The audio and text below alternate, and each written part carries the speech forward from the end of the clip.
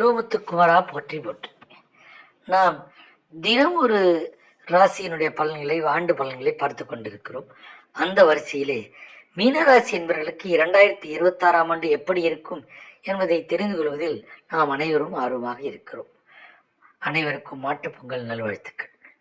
2026ஆம் ஆண்டின் அனுகூலமான பலன்கள் கிடைக்கப் போகிறது. எடுத்த காரியத்தை செய்து முடிக்க கூடுதலாக உழைக்க வேண்டிய நேரம் வரும்.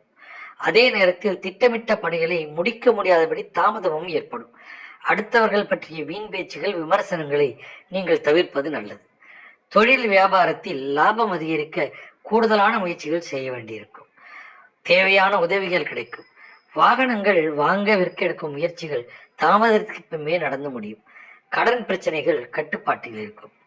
எதிர்பார்த்த பணவரத்து, பூர்வீக சொத்துக்கள் மூலம் வர வேண்டிய வருமானம் போன்றவை தேவையான நேரத்தில் வந்து சேரும். நற்சிந்தனையில் நாட்டம் உண்டாகும். சொத்துக்கள் வாங்குதல் விற்பதில் ஆலோசித்து முடிவெடுப்பது நன்மை தரும். ஆக மொத்தம் இந்த ஆண்டு மீனராசிக்காரர்கள் மிகுந்த ஆலோசனைக்கும் திட்டமிடலுக்கும் பிறகே ஒவ்வொரு காரியத்தையும் செய்ய வேண்டும். அதுவே வெற்றி தரும். வாழ்க வளமுடன். ஓம் சிவாய நம.